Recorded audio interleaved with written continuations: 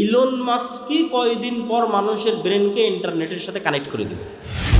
অদৃশ্যের উপর ঈমান, অদৃশ্যের উপর বিশ্বাস।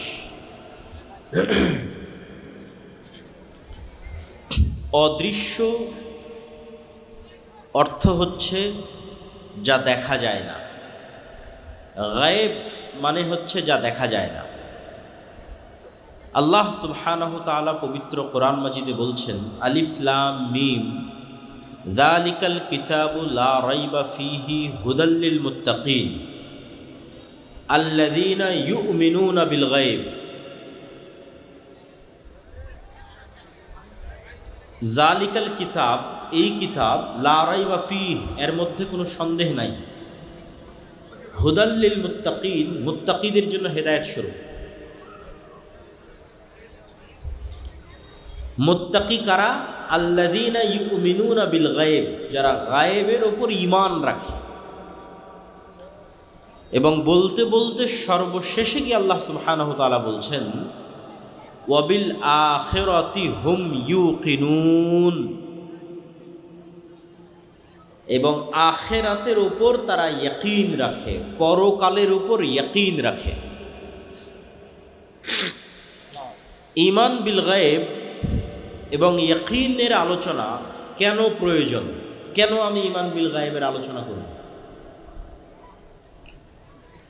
আমার গত ১.৫-২ বছরের আলোচনা কেউ দেখে থাকলে দেখেছেন যে আমি সত্যবাদিতা, ন্যায়পরায়ণতা ইত্যাদি বিষয়ের উপর গত ১.৫-২ বছরে আলোচনা করেছি। এবং সরকার, গত ১৬ বছরের সরকার বিদায়ের পর বাংলাদেশের ইসলামী অন ইসলামী বিভিন্ন দলের, মতের, মাযহাবের মানুষজনের সাথে উঠা বসা করা, বিভিন্ন মাযহাব এবং মতাদর্শের মানুষের প্রোগ্রামে যাওয়ারও সুযোগ আল্লাহ সুবহানাহু ওয়া তাআলা করে দিয়েছেন। ডানে মনে হয় বসার ব্যবস্থা হচ্ছে না। আপনারা পিছনে যেমন করতেছেন, ডান দিকে অনেক ভাই দাঁড়িয়ে আছে। আপনারা যারা দাঁড়িয়ে আছেন তারাও বসার ব্যবস্থা করে নিতে পারেন, যেহেতু এখনও আরও লম্বা বক্তব্য আছে। আমি বক্তব্য দিব, তারপরে আমাদের বিদেশি মেহমান আছে, তিনি বক্তব্য দিবেন, তার অনুবাদ করব আমি, তারপরে আপনাদের শেখ আব্দুর রাজ্জাক বিন ইউসুফ তিনি বক্তব্য দিবে। তো শুনতে যেহেতু এসেছেন সেহেতু বসে পড়েন, এবং স্বেচ্ছাসেবকের অভাব থাকলে নিজেরা ব্যবস্থা করে নেন বসার, আউর খড় যেটা পান বসার ব্যবস্থা করে নিয়ে বসে পড়েন। তো এই সমস্ত বিভিন্ন দল, মত, মাযহাব, মতাদর্শের মানুষের সাথে মিশতে গিয়ে আমার মনে হয়েছে হয়তো আমার নিজেরও ঈমান বিল গায়ব মজবুত ছিল না, অথবা এখনও নাই। তো আমার মনে হয়েছে যে মুসলমানদের ঈমান বিল গায়ব মজবুত নয়।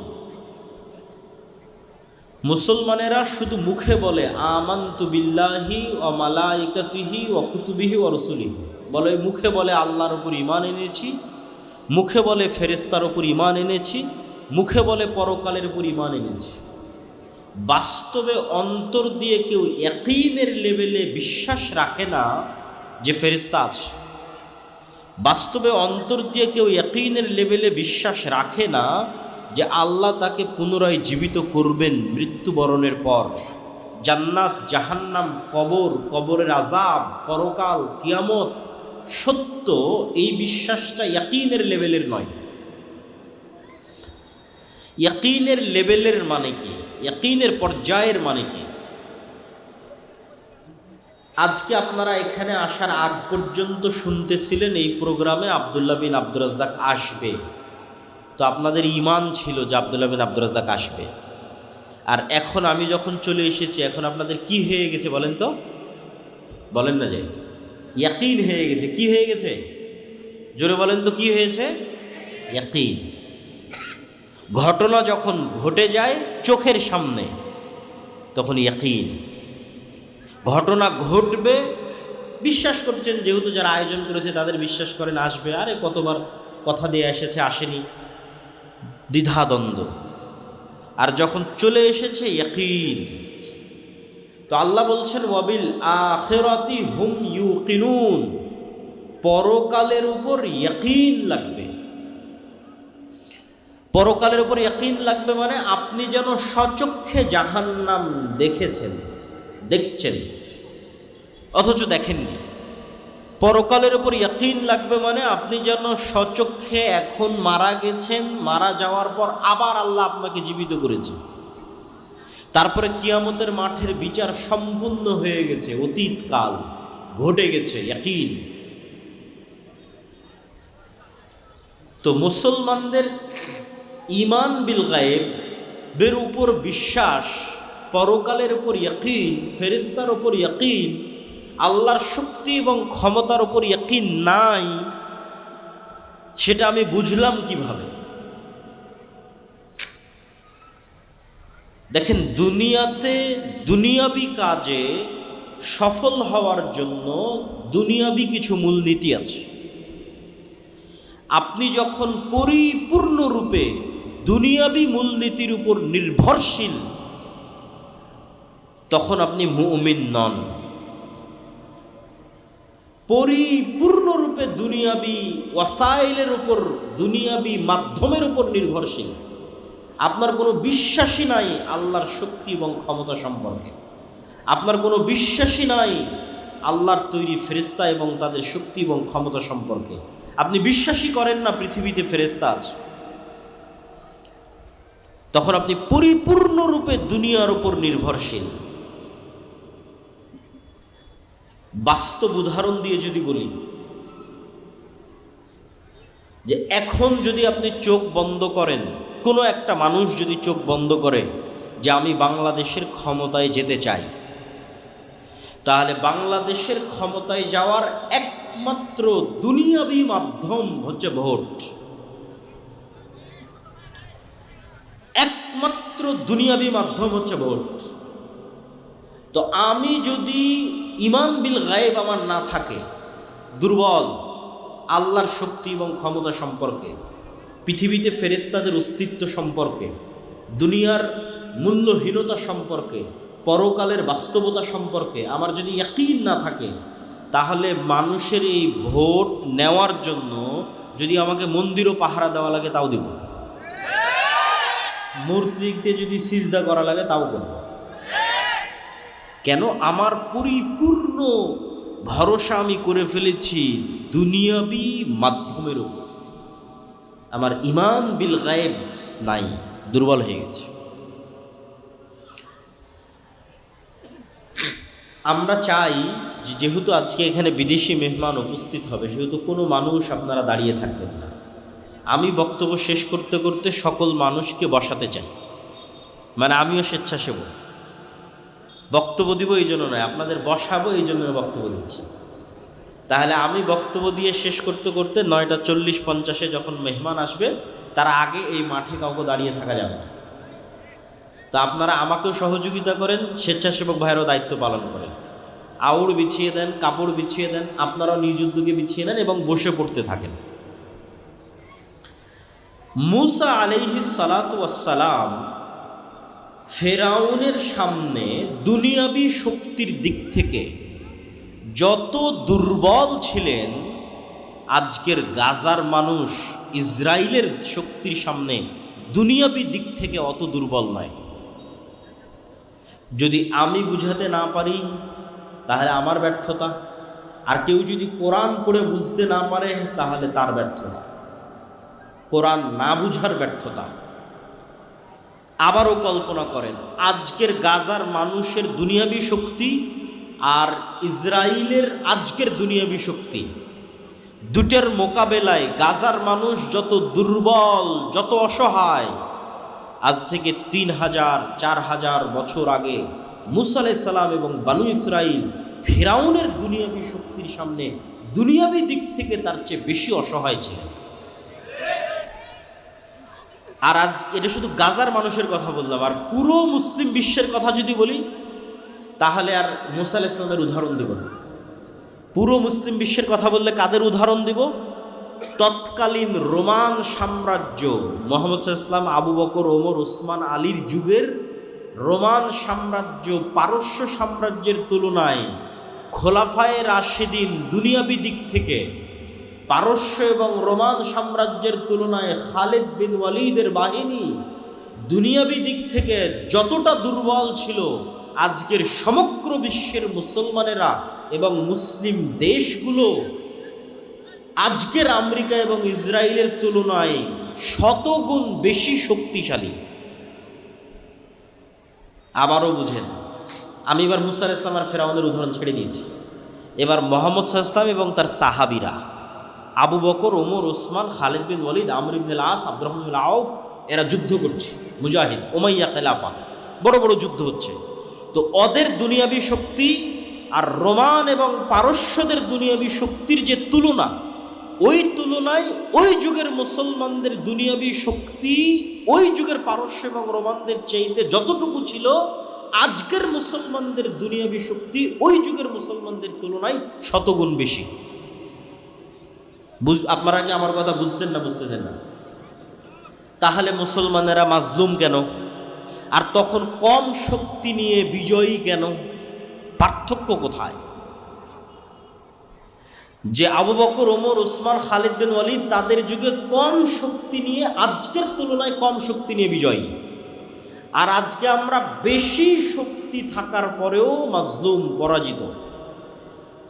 কেননা আজকের মুসলমানদের ঈমান বিল গায়েব নাই, অদৃশ্যের শক্তির উপর মজবুত বিশ্বাস নাই। আর যদি বলি খালিদ বিন ওয়ালিদ, আমর ইবনে আস যারা জেরুজালেম বিজয় করেছিল, তাদের অদৃশ্য শক্তির প্রতি কেমন বিশ্বাস ছিল, তাহলে দুই একটা উদাহরণ দেখেন।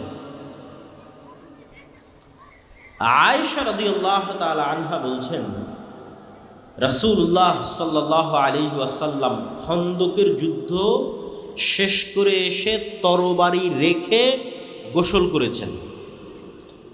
জিব্রাইল আলাইহিস সালাতু ওয়াস সালাম এসে মুহাম্মদ সাল্লাল্লাহু আলাইহি ওয়াসাল্লামকে বলছে, ওয়াজাতাস সিলাহ, আপনি আপনার অস্ত্র রেখে দিয়েছেন, আমরা তো অস্ত্র রাখিনি। তোমরা অস্ত্র রাখনি মানে? খন্দকের যুদ্ধে মক্কা সহ সমগ্র আরবের অসংখ্য গোত্র একত্রিত হয়ে 10,000 বাহিনী মিলে পুরো মদিনা ঘিরে ফেলেছিল। মদিনার পতন ঘটাতে হবে। তখন মদিনার মধ্যে 3টে ইহুদি গোত্র ছিল, বানু কুরাইজা, বানু কায়নুকা, বানু নাজির। এরা মুহাম্মদ সাল্লাল্লাহু আলাইহি ওয়াসাল্লামের সাথে লিখিত চুক্তি করেছিল যে আমরা এক থাকব, ধোঁকা দিব না। কিন্তু খন্দকের যুদ্ধের সময় এই 3 ইহুদি গোত্র গাদ্দারি করেছে, মুনাফিক। তো জিব্রাইল বলছে, যুদ্ধ তো মক্কার মুশরিকদের সাথে শেষ হয়েছে, গাদ্দারদের সাথে তো এখনো শেষ হয়নি। মদিনার মধ্যে এখনো গাদ্দার আছে। এই সমস্ত গাদ্দারদের মদিনা থেকে বের করতে হবে, তারপরে যুদ্ধ শেষ হবে। আপনি বের হন তাড়াতাড়ি। তো মুহাম্মদ সাল্লাল্লাহু আলাইহি ওয়াসাল্লাম সাহাবীদেরকেও বের হওয়ার আদেশ দিলেন। এবার আনাস রাদিয়াল্লাহু তাআলা আনহু বলছেন, আমরা মুহাম্মদ সাল্লাল্লাহু আলাইহি ওয়াসাল্লামের সাথে, মনে করেন সোনাইমুড়ি বাজার, এই সোনাইমুড়ি এলাকা, এখানে আমরা অভিযান পরিচালনা করার জন্য আসতেছি। তো এখানে অভিযান পরিচালনা করতে এসে আগেই আমার গাড়ির আগেই আর 10টা মোটর সাইকেল যাচ্ছে। তো মোটর সাইকেল যাওয়ার ধুলা উঠতেছে। তো আনাস রাদিয়াল্লাহু তাআলা আনহু বলতেছেন, আমরা বানু কুরাইজা, বানু কায়নুকা, বানু নাজির গোত্রের দিকে অভিযান পরিচালনা করার জন্য আল্লাহর নবীর সাথে যাচ্ছি। তো আমাদের আগে আগে জিব্রাইলের বাহিনীর, ঘোড় সওয়ার বাহিনীর ঘোড়ার পদধূলিতে ধুলা উঠতেছে। আল্লাহু আকবার। তো ওরা স্বচক্ষে ফেরেশতাদের উপস্থিতি দেখেছে যে জিব্রাইল আলাইহিস সালাতু ওয়াস সালাম তার সেনাবাহিনী নিয়ে মুহাম্মদ সাল্লাল্লাহু আলাইহি ওয়াসাল্লামের আগে আগে ইহুদিদের অলিগলিতে ঢুকতেছেন। তো জিব্রাইলের বাহিনীর ঘোড়ার পায়ের আঘাতে উড়ন্ত ধুলা তারা দেখতেছেন। তো এবার খালিদ বিন ওয়ালিদ যখন পারস্য আর রোমান সাম্রাজ্যের সাথে যুদ্ধ করতে যাবে, তখন খালিদ বিন ওয়ালিদ দুনিয়াবী শক্তির উপর ভরসা করে যুদ্ধ করবে, না আল্লাহর শক্তির উপর ভরসা করে যুদ্ধ করবে? ও তো আল্লাহর শক্তি স্বচক্ষে দেখেছে। তো ঈমান বিল গায়েব নাই। ঈমান বিল গায়েব মুসলমানদের দুর্বল হয়ে গেছে আজকের যুগে। যদিও এর উল্টাটা হওয়া উচিত ছিল আমার ধারণা অনুযায়ী। আমার এই কথার সাথে কেউ দ্বিমত করতে পারে। আমার কেন জানি মনে হয় যে আজকের সায়েন্স অ্যান্ড টেকনোলজির মাধ্যমে আল্লাহ গায়েবের পর্দা উন্মোচন করে দিচ্ছে। গায়েবের যে পর্দা ছিল, এই পর্দা ধীরে ধীরে উন্মোচন হতে হতে হতে হতে হতে হতে হতে একদম শেষ গায়েবের পর্দা, জীবিতকে মৃত করা, ওটাও আল্লাহ উন্মোচন করে দিবেন দাজ্জালের হাত দিয়ে। ধরেন এটা তো গায়েব, যে জীবিত ব্যক্তি মৃত ব্যক্তি জীবিত হয়, আমরা কেউ কোনোদিন চোখে দেখিনি। কেউ দেখেছেন মৃত ব্যক্তিকে জীবিত হতে দেখেছেন? এটা গায়েব। তো আজ থেকে 100 বছর আগের মানুষকে যদি বলতেন যে আমি এখানে কথা বলবো, সাথে সাথে ইংল্যান্ডে বসে শোনা যাবে, তখন গায়েব ছিল না? ছিল না গায়েব?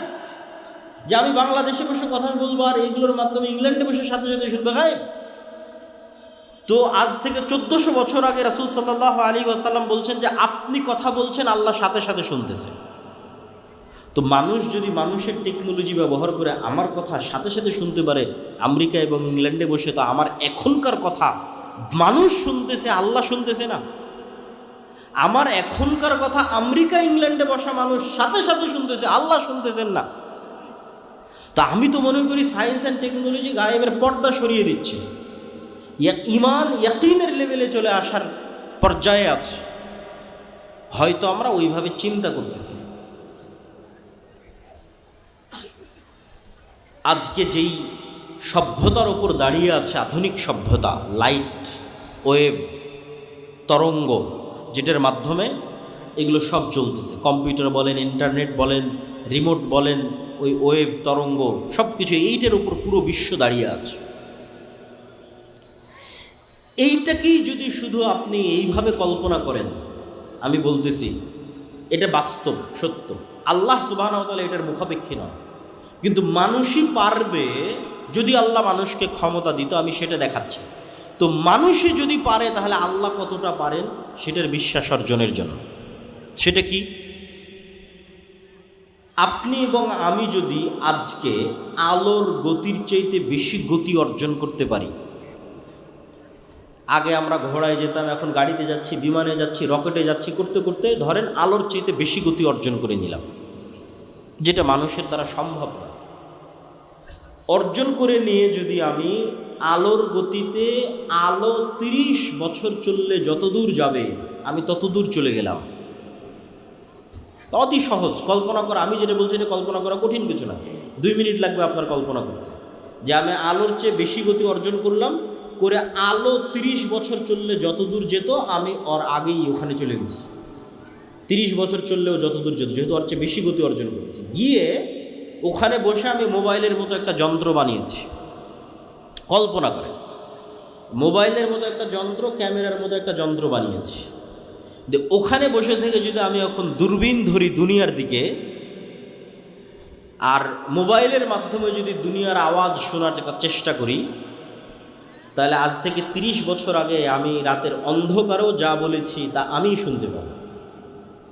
আমি যা বলেছি আমিই তা শুনতে পাবো, আমার 30 বছর আগের কথা। আর যদি দূরবীন ধরি, তাহলে আমি রাতের অন্ধকারে যা করেছি, দিনে যা করছি, যেখানে যা করছি, প্রত্যেকটা জিনিস ঠিক লাইভ যেভাবে দেখা যায় ওভাবে লাইভ দেখা যাবে। কেন এগুলো সব আলোর মধ্যে ভেসে যাচ্ছে। আমার এই চেহারা, আমার কথা আলোর ওয়েভের মধ্যে ভেসে আমেরিকা পৌঁছে যাচ্ছে। তো এইটা 30 বছর চলতে থাকে, যত দূর যাবে আমি ওর আগে অত দূর পৌঁছে গেলে এগুলোই সব দেখতে পাবো, শুনতে পাবো। আপনি যদি 1400 বছর আগে চলে যান, তো বদরের যুদ্ধ লাইভ দেখতে পাবেন, যদি ওই লেভেলের যন্ত্র আবিষ্কার করতে পারেন। দূরবীন যদি ধরতে পারেন মক্কায়, তাহলে লাইভ দেখা যাবে বদরের যুদ্ধ। মানুষের কোনো আমল হারিয়ে যায় না, অসম্ভব। আল্লাহ সুবহানাহু ওয়া তাআলা কিভাবে মানুষের বিচার করবে আল্লাহ ভালো জানে, কিন্তু মানুষের আবিষ্কার করা জিনিস দিয়ে আমি বলতেছি যে মানুষের কোনো কথা হারিয়ে যায় না, মানুষের কোনো কাজ হারিয়ে যায় না। মানুষই মানুষের বিচার করে ফেলতে পারে। কাফা বিনাফসিকাল ইয়াউমা হাসিবা। মানুষ মানুষের বিচার করার জন্য আরও এর চাইতে ভয়ঙ্কর কথা বলি, যে মানুষ মানুষের বিচারের জন্য যথেষ্ট, তার চাইতে ভয়ঙ্কর কি? মানুষের ব্রেন কিন্তু কম্পিউটারের মতো, ডাটা। আমাদের বয়স 60 থেকে 70 বছর, আর বিজ্ঞান বলছে যে আমাদের ব্রেন যেভাবে সেট করা আছে 500 বছর চললেও সচল থাকবে। তো আমি যদি 500 বছর বেঁচে থাকি, তার মানে 500 বছর আগের কথাও আমার মনে থাকবে। এই লেভেলের ব্রেনের সক্ষমতা। যেমন এখন আমার বয়স যদি 30, তো 10 বছর আগের কথাও মনে আছে, 20 বছর আগের কথাও মনে আছে। তা আমার ব্রেনের সক্ষমতা যেহেতু 500 বছরের, তাহলে 500 বছর বাঁচলে 500 বছর আগের কথাও মনে থাকবে। তাহলে আপনি নিজেই তো আপনার কোনো কাজ ভুলে যাননি। ইলন মাস্কই কয়দিন পর মানুষের ব্রেনকে ইন্টারনেটের সাথে কানেক্ট করে দেবে, চেষ্টা করতেছে। তো মানুষের ব্রেনকে যখন ইন্টারনেটের সাথে কানেক্ট করবে তখন মানুষের ব্রেনের ডাটা মানুষই ট্রান্সফার করে দেখতে পাবে। তো কিয়ামতের মাঠে আপনার হিসাবের জন্য তো আপনার ব্রেনই যথেষ্ট, সব তো আপনার মনেই আছে রে বাবা। আপনি কি করেছেন দেখেন, আপনি এখন মোবাইলে যে ভিডিওটা দেখতেছেন এটা কি ব্রেনে সেভ হচ্ছে না? এটা তো ব্রেনে সেভ হচ্ছে। তো কাফা বিনাফসিকাল ইয়াউমা হাসিবা, আপনার ব্রেন সাক্ষী দিবে। ব্রেনকে যদি একটা কম্পিউটারের মধ্যে বসায় দেওয়া যায়, যদি ইলন মাস্ক পারে, মানুষের কথা বলতেছে, তো আপনি তো ওখান থেকে ডাটা ট্রান্সফার হবে। আপনি কি কি দেখেছেন সব ব্রেনে সেভ হয়ে আছে, কি কি বলেছেন সব ব্রেনে সেভ হয়ে আছে, কি কি করেছেন সব ব্রেনে সেভ হয়ে আছে। সব তো আপনিই জানেন, আপনি সত্য বলছেন না মিথ্যা বলছেন সব আপনি জানেন, সব আপনার ব্রেনে সেভ আছে। খালি ডাটা ট্রান্সফার করতে হবে। ডাটা ট্রান্সফার করে আপনাকে দেখাতে হবে, এই দেখো তোমার ব্রেনে এগুলো সব সেভ হয়ে আছে, তোমার কাজ, তোমার দেখা ছবি, তোমার এগুলো করা, তোমার এগুলো বলা কথা সব তোমার ব্রেনে সেভ হয়ে আছে। কাফা বিনাফসিকাল ইয়াউমা হাসিবা। তো আমি তো মনে করি গায়েব উন্মোচন হয়ে যাচ্ছে, কিন্তু মানুষের ঈমান বিল গায়েব দুর্বল হয়ে যাচ্ছে। তো আজকে সংক্ষিপ্তভাবে আমরা একটা ঈমান বিল গায়েবের আলোচনা করব, সেটি হচ্ছে আল ঈমান বিল মালাইকা, ফেরেশতাদের উপর বিশ্বাস। আপনাদের মা আছে এই অস্তিত্বের উপর বিশ্বাস আপনার ইয়াকিনের লেভেলে না? কেননা জন্মের পরেই তো মাকে দেখেছেন। কেউ যদি বলে যে আপনার মা নাই, এটা আপনার মা নয়, আপনি কি বিশ্বাস করবেন? তাহলে জন্মের পরে মাকে দেখেছেন, তো মায়ের অস্তিত্বের প্রতি আপনার যেই লেভেলের বিশ্বাস করেন আপনার সাথে ফেরেশতা আছে, এইটার সত্যতা আপনার মায়ের অস্তিত্বের চাইতে বেশি সত্য। কেন বললাম যে আপনার মায়ের অস্তিত্বের চাইতে বেশি সত্য? আদম আলাইহিস সালাতু ওয়াস সালাম যখন পৃথিবীতে এসেছেন, তখন আদম আলাইহিস সালাতু ওয়াস সালাম সৃষ্টির পর তার মাকে আগে দেখেছে না তার বাপকে আগে দেখেছে? মাও নাই বাপও নাই। কথা আমার বুঝতে পারছেন না? তা আদম আলাইহিস সালাম পৃথিবীতে আসার পর তার ছেলেকে আগে দেখেছে না তার স্ত্রীকে আগে দেখেছে? ছেলেও নাই স্ত্রীও নাই। তো আদম আলাইহিস সালাম পৃথিবীতে আসার পর দুইটা ভিন্ন জগতের প্রাণীকে সবার আগে দেখেছে, একটা ফেরেশতা আর একটা জিন। তাহলে আমি আপনি মানুষের সাথে আগে পরিচিত না আগে ফেরেশতার সাথে পরিচিত? আগে ফেরেশতার সাথে পরিচিত। আমাদের পিতা আদম জন্মের পরে সর্বপ্রথম দুইটা ভিন্ন জগতের প্রাণীর সাথে পরিচিত হয়েছে, একটা ফেরেশতা একটা জিন। এই জন্য বললাম যে আপনার মায়ের অস্তিত্বের চেয়ে বেশি সত্য। কেন প্রথম যখন পৃথিবীতে আমরা এসেছি তখন না মায়ের সাথে পরিচিত হয়েছি, না ছেলের সাথে পরিচিত হয়েছি, না স্ত্রীর সাথে পরিচিত হয়েছি ফেরেশতার সাথে, পরিচিত হয়েছি জিন শয়তান ইবলিসের সাথে। তো ফেরেশতা কিসের তৈরি বলেন তো? কিসের তৈরি? নূরের তৈরি। নূর কি? নূর এক প্রকারের আলো, এই আলো নয়, কিন্তু এক প্রকারের আলো, এই আলো নয়। সূর্যের আলো, লাইটের আলো, এই আলো নয়। ডান দিকের ভাইদেরকে কিন্তু আমরা এখনো বসাতে পারিনি। তো স্বেচ্ছাসেবক ভাইয়েরা বা দায়িত্বশীল ভাইয়েরা কোথায়? আমার বক্তব্য শেষ হতে হতে সবাইকে বসতে হবে মেহমান আসার আগে আগে। তো আপনাদের বসার ব্যবস্থা কিভাবে করা যায়? আউড় হোক অথবা কাপড় হোক, আপনারা এই যে এই দিকটা এখনো হয়নি, এই দিকটা অনেকক্ষণ থেকে ওনারা দাঁড়িয়ে আছে, বসার ব্যবস্থা পাচ্ছেন না ওনারা। তো আবার একটু বলেন যে ফেরেশতারা কিসের তৈরি? নূরের তৈরি। এখন নূর যে পৃথিবীতে আছে এটারই যদি বিশ্বাস না থাকে তাহলে ফেরেশতার উপর বিশ্বাস থাকবে কি করে? রাসূলুল্লাহ সাল্লাল্লাহু আলাইহি ওয়াসাল্লাম বলছেন, আল্লাহুম্মা জাআল ফি কলবি নূরা, হে আল্লাহ আমার অন্তরে নূর তৈরি করে দেন। ওয়াফি সামঈ নূরা, আমার কানে নূর তৈরি করে দেন। ওয়াফি বাসরি নূরা, আমার চোখে নূর তৈরি করে দেন। এখন আপনাকে আমি কি দিয়ে বুঝাবো নূর কি? কিন্তু উদাহরণ দিয়ে যতটুকু বোঝানো যায়, যতটুকু ঈমান বিল গায়েবকে ইয়াকিনের পর্যায়ে নেওয়া যায়, সেটাই আজকের বক্তব্যের চেষ্টা। তো আপনি যখন যুবক ছিলেন তখন আপনার চোখের পাওয়ার কম ছিল কি বেশি ছিল বুঝেননি। এখন যখন আস্তে আস্তে আবঝা দেখা শুরু করেছেন তখন বুঝতেছেন না আমার চোখের পাওয়ার তো কমতেছে, চশমা লাগাতে হবে। তাহলে চোখে পাওয়ার বলে কিছু আছে যেটা কমে এবং বাড়ে। তো আপনার চোখের পাওয়ারের অস্তিত্বটা যেমন, আপনার চোখে নূর তৈরি হওয়া তেমন। আপনি কানে শোনেন, আস্তে আস্তে কানে শোনা কমে যাচ্ছে, মেশিন লাগাতে হচ্ছে কানে শোনার জন্য। তো কানের শ্রবণের পাওয়ার যেমন, এই লেভেলের সত্য হচ্ছে কানে নূর তৈরি হওয়া। এটা সত্য, এটা অস্তিত্বশীল, এটা বাস্তব। ঠিক কালবে, হৃদয়ে নূর তৈরি হওয়া। যে হৃদয়ে নূর নাই ওটা মৃত হৃদয়, মারা গেছে, আলো নাই, মৃত্যুবরণ করেছে। আর যে হৃদয়ে নূর আছে ওটা জীবিত হৃদয়। তো নূরের অস্তিত্ব আরো বাস্তব করার জন্য রাসূলুল্লাহ সাল্লাল্লাহু আলাইহি ওয়াসাল্লাম বলছেন যে সমগ্র পৃথিবী থেকে আর আল্লাহ থেকে, আল্লাহ এবং পৃথিবী এই দুটার মধ্যে পর্দা হচ্ছে নূর। লাউ কাশাফাহু, আল্লাহ যদি এই নূর সরিয়ে নিতেন তাহলে আল্লাহর চেহারার তাজাল্লিতে আসমান এবং জমিন জ্বলে পুড়ে ছারখার হয়ে যেত। তাহলে নূর অস্তিত্বশীল, যেটা আল্লাহ এবং সৃষ্টিজীবের মধ্যে আড় করে রেখেছে। এবং সমগ্র আসমান এবং জমিনের যত আলো আছে, এই সমস্ত আলো একটাও নিজে থেকে অস্তিত্বশীল নয়। এদের সবগুলোর আলো আল্লাহ সুবহানাহু তাআলার নূরের প্রভাবে তারা এই আলোগুলো পেয়েছে। আল্লাহ সুবহানাহু তাআলার যদি নূর না থাকতো এগুলো সব নাই, কিচ্ছু নাই। এবং আল্লাহ সুবহানাহু তাআলার নূরের মাধ্যমে পৃথিবীর সকল কিছু একটা আরেকটার সাথে কানেক্টেড।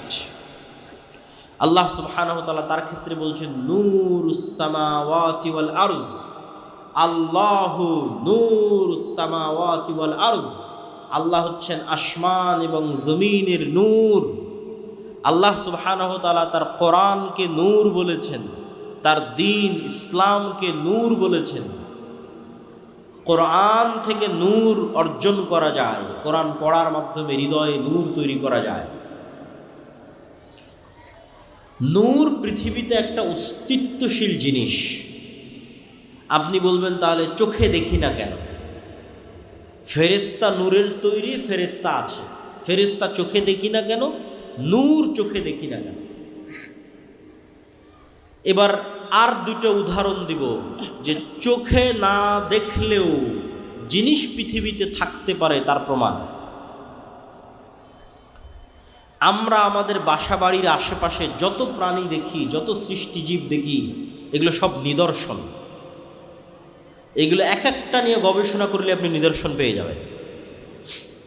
যেমন আমি চিন্তা করতেছিলাম একদিন যে কবরের জীবন কেমন হতে পারে। রুহের জীবন একরকম ছিল, রুহের জীবন থেকে ট্রান্সফার হয়ে পৃথিবীতে আসলাম, পৃথিবী থেকে ট্রান্সফার হয়ে কবরে যাব, কবরের জীবনটা কেমন হবে। কবর থেকে ট্রান্সফার হয়ে আবার পরকালে যাব, সেটা আর এক রকম। তো খুঁজতে খুঁজতে খুঁজতে খুঁজতে খুঁজতে খুঁজতে আল্লাহ সুবহানাহু ওয়া তাআলার একটা প্রাণী পেলাম, প্রজাপতি। প্রজাপতি প্রথমে শুঁয়োপোকা থাকে, আপনারাও করে দেখতে পারেন, বাস্তবে গ্রামগঞ্জে থাকেন, বাস্তবে পরীক্ষা করে দেখতে পারেন। প্রথমে প্রজাপতি শুঁয়োপোকা থাকে এবং পোকা হিসেবে 1 মাস সে জীবনযাপন করে, বিভিন্ন গাছের পাতা খায়। 1 মাস জীবনযাপন, 1.5 মাস 2 মাস জীবনযাপন করার পর পোকাটা নিজেই মারা যায়। তার চারিপাশে খোলস তৈরি করে মারা যায়। চারিপাশে খোলস তৈরি করে মারা যাওয়ার পর ওই খোলসের মধ্যে বিবর্তন হতে থাকে, হতে হতে হতে হতে হতে হতে হতে আবার 1 মাস পর ওই পুরো খোলসটা পড়ে গিয়ে একটা জ্যান্ত তরতাজা প্রজাপতি হয়ে আকাশে উড়াল দেয়। তো মধ্যের 1 মাস এভাবে মৃত অবস্থায় থাকলো, তার আগের 1 মাস পোকা অবস্থায় থাকলো, আর শেষে প্রজাপতি হয়ে আকাশে উড়াল দিল। তো প্রজাপতির ক্ষেত্রে যদি এটা সত্য হয়, তো মানুষের ক্ষেত্রে হতে পারে না? অস্বাভাবিক কিছু। তো আল্লাহর প্রত্যেকটা সৃষ্টিজীবের মধ্যে নিদর্শন আছে। তো আমি আপনার চেহারা যেভাবে দেখতেছি আর আপনি আমাকে যেভাবে দেখতেছেন, পৃথিবীর অন্য প্রাণীরা আমাদের এভাবে দেখে না। আপনি আমাকে যেভাবে সাদা কালো হিসেবে দেখতেছেন আর আমি আপনাকে যেভাবে সাদা কালো হিসেবে দেখতেছি, পৃথিবীর অন্য প্রাণীরা আমাদেরকে এভাবে দেখে না। তার একটা উদাহরণ দেখেন, জি এই দিকে মনোযোগ দেন। তার একটা উদাহরণ হচ্ছে কুকুর। কুকুরের ঘ্রাণ শক্তি মানুষের ঘ্রাণ শক্তির চাইতে 10,000 গুণ বেশি। 1 গুণ, 2 গুণ, 100 গুণ, 200 গুণ, 1000 গুণ, 10,000 গুণ বেশি ঘ্রাণ শক্তি কুকুরের মানুষের চাইতে। একটু সামনে ওনাকে বসতে দিতে হবে।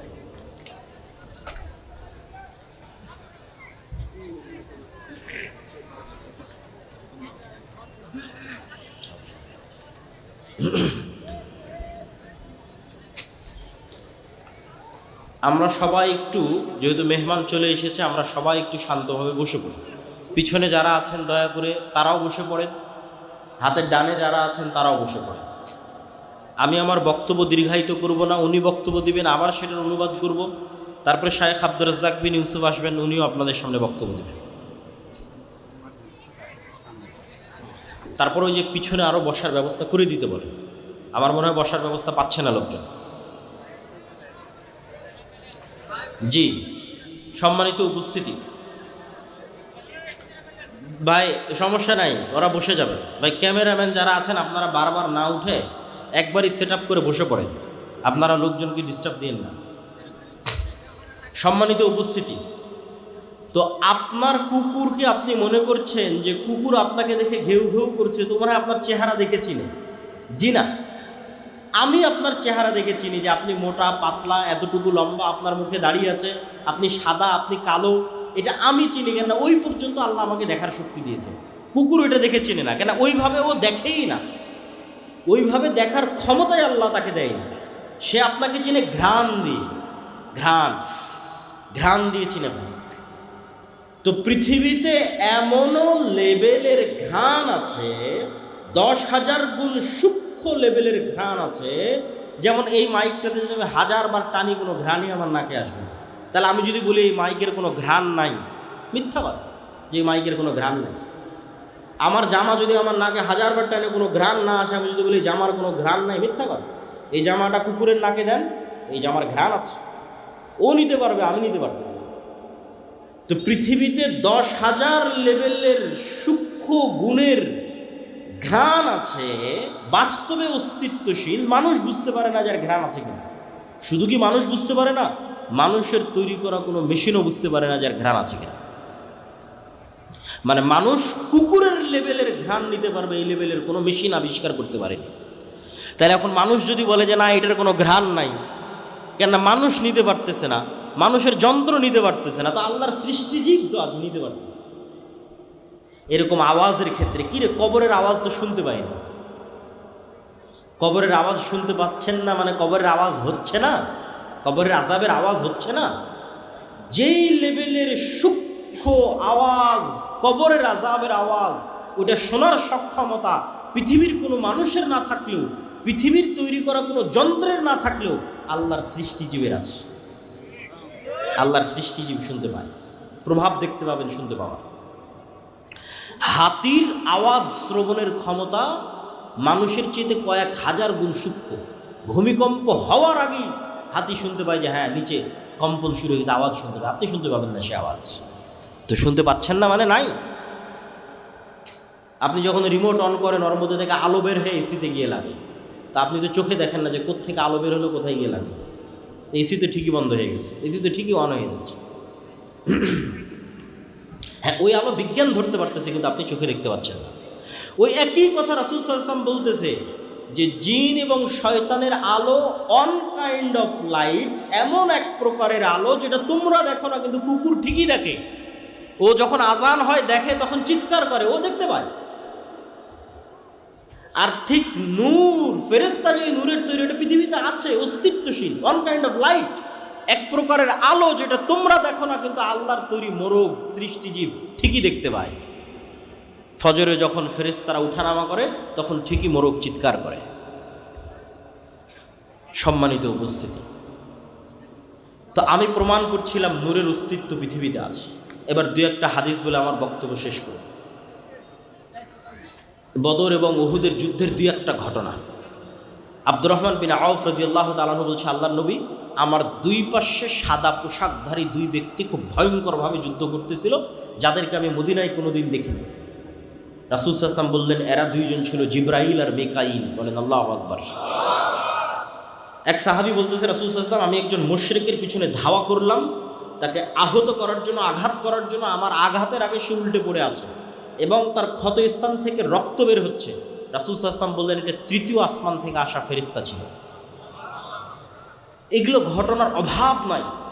উহুদের যুদ্ধে হানজালা রাদিয়াল্লাহু তাআলা আনহু মারা গেছে, সাহাবীরা বলছে তাকে গোসল দিতে হবে। আল্লাহ নবী বলছে তাকে ফেরেশতারা অলরেডি গোসল দিয়ে দিয়েছে।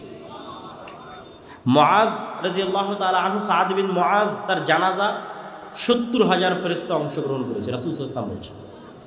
জাবের রাদিয়াল্লাহু তাআলা আনহুকে রাসূল সাল্লাল্লাহু আলাইহি ওয়াসাল্লাম বলছেন, তোমার পিতার জানাজা ফেরেশতারা ছায়া দিয়ে আছে। এরকম একদিন মজলিসে, আমি শুধু সংক্ষেপে বলে যাচ্ছি, এরকম একদিন মজলিস রাসূল সাল্লাল্লাহু আলাইহি ওয়াসাল্লাম বসে আছে, একজন ব্যক্তি আসলো, কেউ তাকে চেনে না, অথচ মদিনা এখনও কত ছোট শহর, তখন মাত্র ৭০০-১,০০০ মানুষের শহর, সবাই সবাইকে চেনে।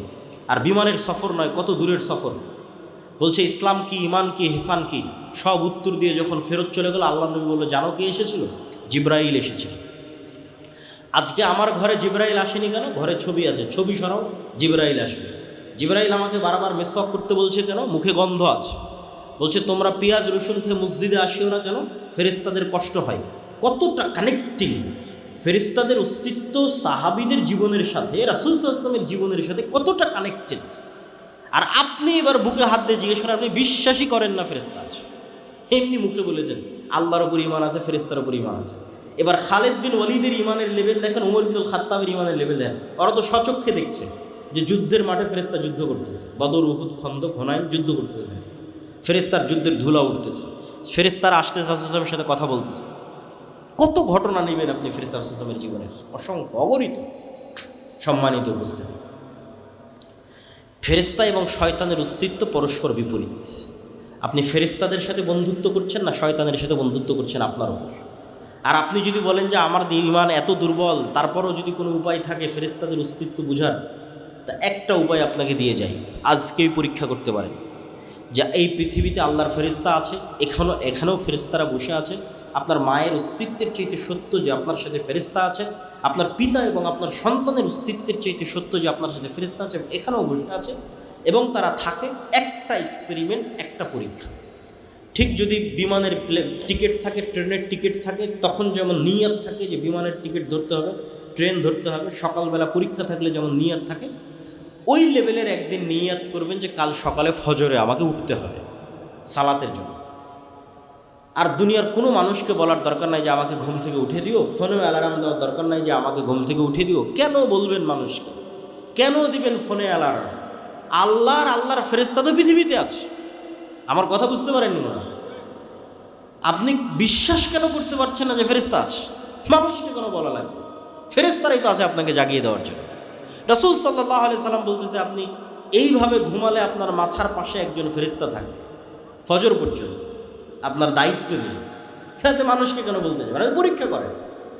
ফেরেশতা আপনাকে ফজরে ঘুম থেকে উঠিয়ে দেওয়ার জন্য যে কোনো রাস্তা অবলম্বন করতে পারে, সেটা যেভাবেই হোক। সেটা আপনার বাচ্চা কাদার মাধ্যমে হোক, সেটা ঝড়ের বাতাসের মাধ্যমে হোক, সেটা বিদ্যুৎ যাওয়ার মাধ্যমে হোক, সেটা মশা কামড়ের মাধ্যমে হোক, সেটা আপনার কানের মধ্যে ডাইরেক্ট আজানের আওয়াজ ঢুকিয়ে দেওয়ার মাধ্যমে হোক, আপনাকে জাগাবে। ফেরেশতারা পৃথিবীতে আছে সবসময় বিচলমান, কিন্তু আমাদের ঈমান বিল গায়ব নেই।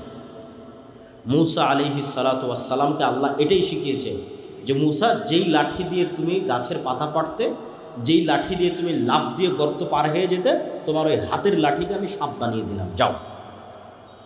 যাতে তুমি শিখো যে দুনিয়ায় মানুষ যা দেখে এগুলোই সব নয়, এরও ঊর্ধ্বে মহাশক্তিমান আল্লাহ আছে, তার উপর ভরসা রাখতে হবে। এটা যাতে মুসা শিখে। কেননা মুসার লড়াই হবে পৃথিবীর সবচেয়ে শক্তিশালী বাদশাহ ফেরাউনের সাথে, অত্যাচারী বাদশাহ ফেরাউনের সাথে। দুনিয়াবি লজিকে এই লড়াই বিজয় অর্জন অসম্ভব। যদি কেউ মুসা আলাইহিস সালাম যদি ন্যূনতম চেষ্টা করতেন আমি দুনিয়াবি মাধ্যমে ফেরাউনের সাথে বিজয় অর্জন করতে যাব, তাহলে ওই যে মন্দির পাহারা দেওয়ার মতো কম্প্রোমাইজ করতে হতো।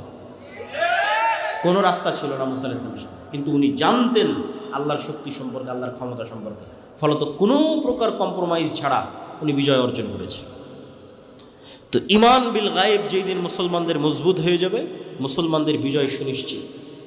কেননা শক্তি ক্ষমতা ফেরাউনের তুলনায় মুসার যত দুর্বল ছিল, আজকের মুসলমানদের অত দুর্বল নয়। আর শক্তি ক্ষমতা আবু বকর, ওমর, ওসমানের, পারস্য রোমানের তুলনায় যত দুর্বল ছিল, আজকের মুসলমানদের অত দুর্বল নয়। দুর্বল কিসে? ঈমানই নাই আল্লাহর উপর, আল্লাহর শক্তির উপর, এটাই দুর্বল। তো আল্লাহর উপর বিশ্বাস অর্জন করতে হবে, ফেরেশতাদের উপর বিশ্বাস অর্জন করতে হবে।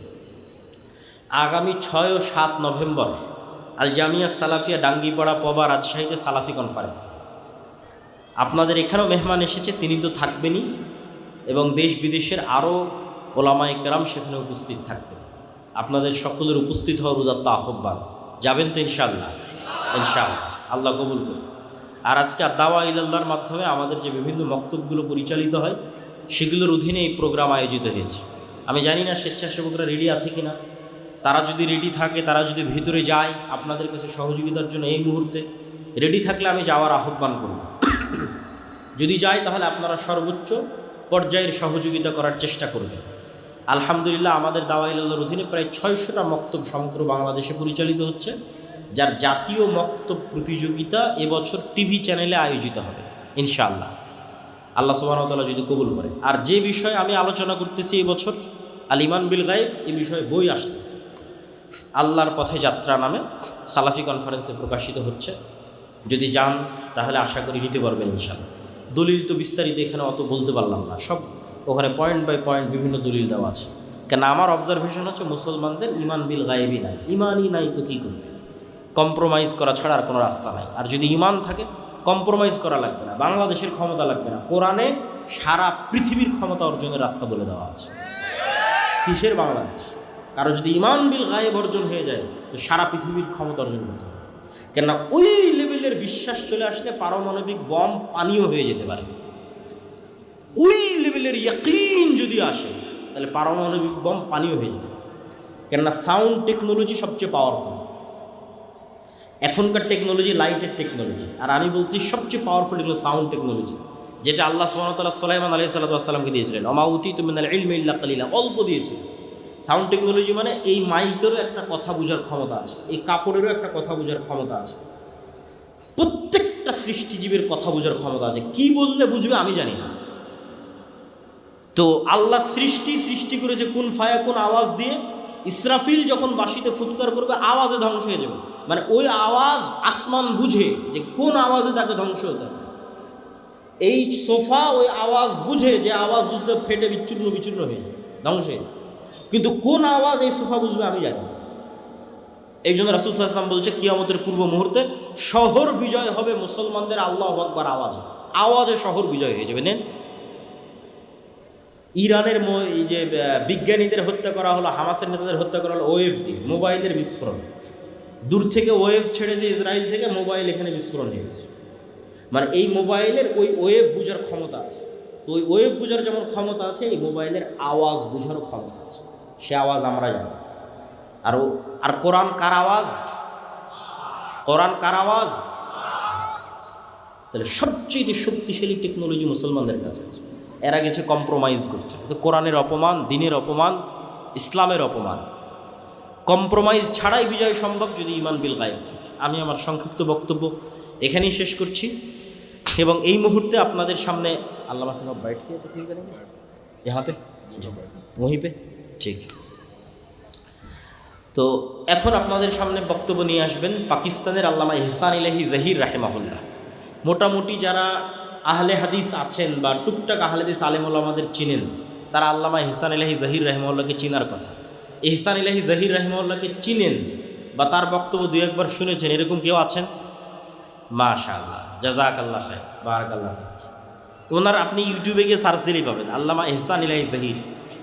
ওনার বক্তব্যের যে আওয়াজ, যে ভাষা, যে দাপট, এই রকম ভারত উপমহাদেশে নিকট অতীতে জন্মগ্রহণ করে।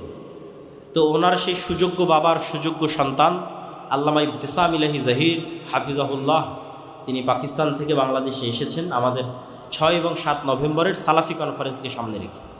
এখন তিনি আপনাদের সামনে সংক্ষিপ্ত বক্তব্য দেবেন, তার বক্তব্যের সংক্ষিপ্ত অনুবাদ আমি করব ইনশাআল্লাহ।